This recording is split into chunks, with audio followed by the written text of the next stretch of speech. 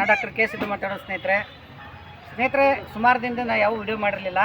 ಇವತ್ತಿನ ದಿನ ನಾನು ಬೆಂಗಳೂರಲ್ಲಿ ಕಡಬಗೆರೆಯ ಕಾಮಧೇನು ಟೆಂಪಲಿಗೆ ಬಂದಿದ್ದೀನಿ.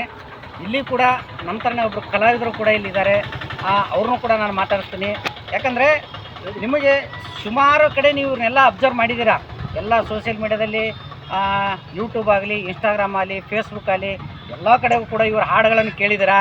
ಮತ್ತು ಇವರು ಹಾಡ್ತಕ್ಕಂಥದ್ದು ಹಾಡುಗಳು ಯಾರ್ದಂದರೆ ನಮ್ಮ ಕಲಾವಿದರು ಡಾಕ್ಟರ್ ರಾಜ್ಕುಮಾರ್ ಸರ್ದು ಫೇವ್ರೆಟ್ ಗಾನಗಳು ಇವರು ಜಾಸ್ತಿ ಹಾಡೋದು ಅದನ್ನೇ ಹಾಡ್ತಾ ಇದ್ದಾರೆ. ಹೀಗಾಗಿ ಅವ್ರಿಗೆ ಕೂಡ ನಿಮಗೆ ಪರಿಚಯ ಮಾಡಿಸ್ತೀನಿ.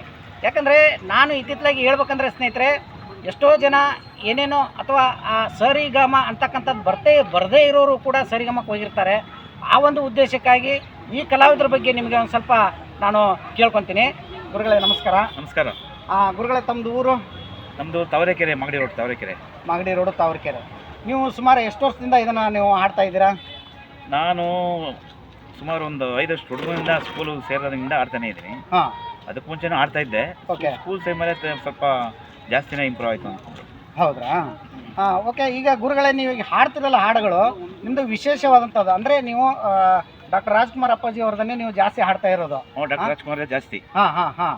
ಅದಕ್ಕೆ ಹಿಂಗಾಗಿ ತಮಗೆ ಏನು ಅನಿಸ್ತಾ ಇದೆ, ಅವ್ರ ಬಗ್ಗೆನೇ ಜಾಸ್ತಿ ಅವಲಂಬನೆ ಇರೋದ್ರಿಂದ?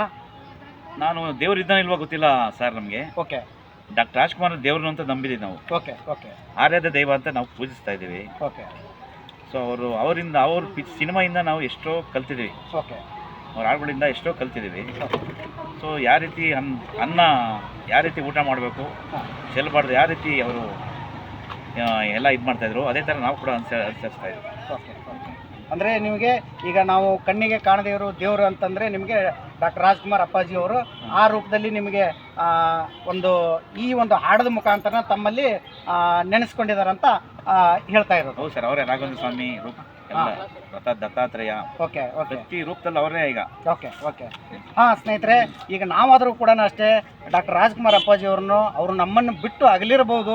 ಆದರೆ ಅವರ ಹಾಡುಗಳು, ಅವ್ರ ಫಿಲಿಮ್ಗಳು ಇನ್ನೂವರೆಗೂ ನಾವಲ್ಲ, ನಮ್ಮ ಮಕ್ಕಳಲ್ಲ, ನಮ್ಮ ಮೊಮ್ಮಕ್ಕಳು ಕೂಡ ನೋಡಿದರೂ ಕೂಡ ಆ ಒಂದು ನಾವು ಅಂಥ ರಾಜ್ಕುಮಾರ್ನ ನೋಡುವಂಥದ್ದು ಭಾಗ್ಯ ಇನ್ನು ಸಿಗದೇ ಇರ್ಬೋದು ಅಂತ ನಾನು ಅನ್ನಿಸ್ತಾ ಇದ್ದೀನಿ. ಅದೇ ಥರನಾಗಿ ಸ್ನೇಹಿತರೆ, ಈಗ ನೋಡಿ ಇವರು ಹಾಡ್ತಾರೆ ಅಂದರೆ ನಂದೊಂದು ಏನಂದರೆ, ಇವಾಗ ಇವರು ಇಷ್ಟೊಂದು ಹಾಡ್ತಾರಲ್ವಾ, ಈಗ ನಾನು ಹೇಳಿದೆ ನಿಮಗೆ ಸರಿಗಮ ಬರದೇ ಇರೋರು ಸರಿಗಮ ಪದನೆ ಹೋಗಿರ್ತಾರೆ, ಅಂಥವ್ರಿಗೆ ಒಂದು ಚಾನ್ಸ್ಗಳು ಸಿಗುತ್ತೆ. ಇವರು ಇಷ್ಟೊಂದು ಅದ್ಭುತವಾಗಿ ಹಾಡ್ತಾರೆ. ನಾನು ಮತ್ತೆ ನಿಮಗೆ ಈ ವಿಡಿಯೋದ ರೂಪದಲ್ಲಿನೇ ಹಾಡಿಸಿ ತೋರಿಸ್ತೀನಿ, ನಿಮಗೆ ಇದೇ ಲೈವ್ ಮುಖಾಂತರ ಹಾಡಿಸಿ ತೋರಿಸ್ತೀನಿ ನಿಮಗೆ. ಮತ್ತು ಅದಕ್ಕೆ ಅವರಿಗೆ ಅದ್ರ ಬಗ್ಗೆ ಅಭಿಪ್ರಾಯ ಕೇಳ್ತೀನಿ, ಏನಾದರೂ ಹೋಗಿದ್ದೀರಾ ಅಂತ. ಸರಿಗಮ ಕೇಂದ್ರ ಹೋಗಿದ್ರೆ ಗುರುಗಳೇ?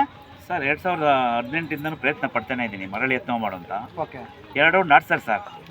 2 ರೌಂಡ್ ಆಡಿಸ್ಬಿಟ್ಟು 3ನೇ ರೌಂಡ್ಗೆ ಫೋನ್ ಮಾಡ್ತೀವಿ ಅಂತ ಹೇಳ್ತಾರೆ. ಓಕೆ. ಸೊ ಮಾಡಲ್ಲ ಅವರು. ಓಕೆ. ಯಾಕೆ ಗೊತ್ತಿಲ್ಲ ಸರ್. ಅಲ್ಲಿ ಮತ್ತೆ ಈಗ ನಿಮಗೆ 3ನೇ ರೌಂಡ್ ಅಥವಾ ಈಗ 2ನೇ ರೌಂಡಲ್ಲಿ ನೀವು ಯಾವ ತನಗೆ ಪರ್ಫಾರ್ಮೆನ್ಸ್ ಕೊಟ್ಟಿರ್ತೀರಾ ಅಲ್ಲಿ ನಮಗೆ ಸುಮಾರು ಜನ ಇರ್ತಾರೆ. ಫಸ್ಟ್ ರೌಂಡಲ್ಲಿ ಯಾವುದನ್ನ ಆಡ್ಬೋದು ನಾವು. ಓಕೆ. Choice okay. ಅವ್ರು ಕೇಳ್ತಾರೆ, ಪ್ರಶ್ನೆ ಕೇಳಿರ್ತಾರೆ. ಓಕೆ. ಸೊ ನಿಮ್ಗೆ ಏನೇನು ಬರುತ್ತೆ, ಯಾವ ಥರ ಸಾಂಗ್ಸು, ಓಕೆ, ನಾವೆಲ್ಲ ಅಲ್ಲಿ ಫಾರ್ಮಲ್ಲೆಲ್ಲ ಫಿಲಪ್ ಮಾಡಿ ಕೊಟ್ಟಿರ್ತೀವಿ ಅವ್ರಿಗೆ ಆಲ್ರೆಡಿ. ಓಕೆ. ಸೊ ನಾವು ಕೂಡ ಹಾರ್ಮೋನಿ ಮೇಲೆ ನುಡಿಸ್ತೀವಿ. ಓಕೆ. ಸೊ ಅದೆಲ್ಲ ಆದಮೇಲೆ ನಮ್ಮ ಚಾಯ್ಸು ಯಾರು ಬೇಕಾದ್ರೆ ಆಡ್ಬೋದು. ಸೊ ಫಸ್ಟ್ ರೌಂಡಲ್ಲಿ ಆಡಿಸ್ತಾರೆ. ಒಂದು ಪಲ್ಲವಿ, ಒಂದು ಚರಣ ಆಡಿಸ್ತಾರೆ. ಓಕೆ. ಸೊ ಇನ್ನೊಂದು ರೌಂಡಲ್ಲಿ ಒಂದು ಪಲ್ಲವಿ, ಚರಣ ಆಡಿಸ್ತಾರೆ. ಸೊ ವಾಯ್ಸು ಧ್ವನಿ ಚೆನ್ನಾಗಿದೆ ಅಂತ ಹೇಳ್ತಾರೆ. ಓಕೆ. ನೆಕ್ಸ್ಟ್ ಫೋನ್ ಮಾಡ್ತೀವಿ ಅಂತ ಹೇಳ್ತಾರೆ. ಓಕೆ. ಮಾಡಲ್ಲ ಸರ್ ಅವರು. ಓಕೆ. ಸ್ನೇಹಿತರೆ, ನೋಡಿದ್ರಲ್ವಾ, ನಾವು 2 ಕಣ್ಣುಗಳನ್ನು ಇಟ್ಕೊಂಡು ಇಡೀ ಜಗತ್ತನ್ನೇ ನೋಡ್ತೀವಿ. ಪಾಪ ಅವರಿಗೆ 2 ಕಣ್ಣುಗಳಿಲ್ಲ. ಬೇಕಾದ್ರೆ ನೀವು ನೋಡಿ, ಅವ್ರಿಗೆ 2 ಕಣ್ಣುಗಳಿಲ್ಲ, ಆದರೂ ಕೂಡ ಸಂಗೀತ ಅಂತಕ್ಕಂಥದ್ದು ಆ ದೇವರು ಅವರಲ್ಲಿ ಅಡಿಕೊಂಡಿದೆ. ಅದೇ ಥರನಾಗಿ ಸ್ನೇಹಿತರೆ, ತಮ್ಮಲ್ಲಿ ಬೇಡ್ಕೊತೀನಿ, ಆದಷ್ಟು ಈ ವಿಡಿಯೋನ ಶೇರ್ ಮಾಡಿ. ಇನ್ನೂ ಈಗ ಹೋಗಿ ಬಂದಿದ್ದಾರಲ್ಲ, ಮರಳಿ ಪ್ರಯತ್ನ ಮಾಡು ಅಂತ ಹೇಳ್ತಾರೆ.